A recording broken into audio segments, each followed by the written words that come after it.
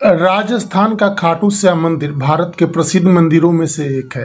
भारत के अन्य राज्यों से भी लोग यहाँ अपनी मनोकामनाएं लेकर आते हैं।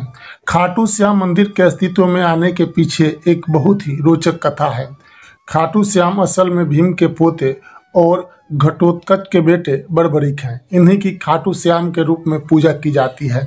बड़बड़िक में बचपन से ही वीर और महान योद्धा के गुण थे और इन्होंने भगवान शिव को प्रसन्न कर उनसे 3 अभेद बाण प्राप्त किए थे। इसी कारण इन्हें 3 बाणधारी भी कहा जाता है।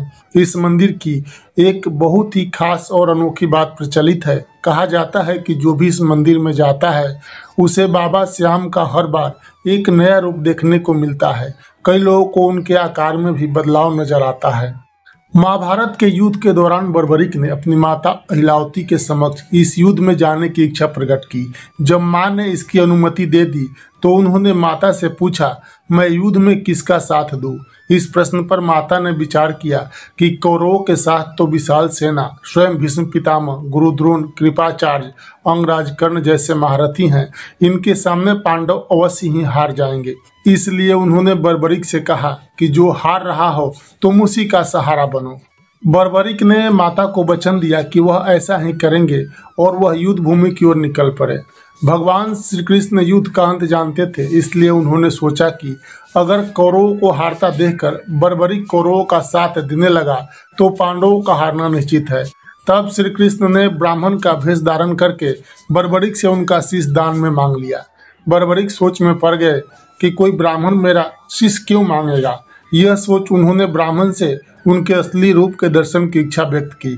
भगवान श्री कृष्ण ने उन्हें अपने विराट रूप में दर्शन दिए। इस पर उन्होंने अपनी तलवार निकालकर श्री कृष्ण के चरणों में अपना सिर अर्पण कर दिया। श्री कृष्ण ने तेजी से उनके शीश को अपने हाथ में उठाया एवं अमृत से सींचकर अमर कर दिया। उन्होंने श्री कृष्ण से संपूर्ण युद्ध देखने की इच्छा प्रकट की, इसलिए भगवान ने उनके शीश को युद्ध भूमि के समीप ही सबसे ऊंची पहाड़ी पर सुशोभित कर दिया, जहां से बड़बड़िक पूरा युद्ध देख सकते थे। युद्ध की समाप्ति के बाद सभी पांडव विजय का श्रेय अपने ऊपर लेने लगे। आखिरकार निर्णय के लिए सभी श्री कृष्ण के पास गए तो वह बोले, मैं तो स्वयं व्यस्त था, इसलिए मैं किसी का पराक्रम नहीं देख सका।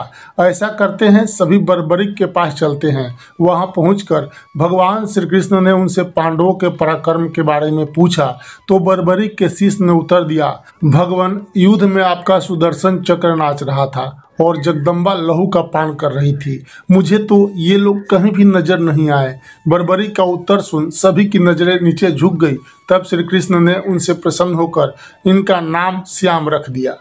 अपनी कलाएं एवं अपनी शक्तियां प्रदान करते हुए भगवान श्री कृष्ण ने कहा, बड़बड़िक, धरती पर तुमसे बड़ा दानी न तो कोई हुआ है और न ही होगा।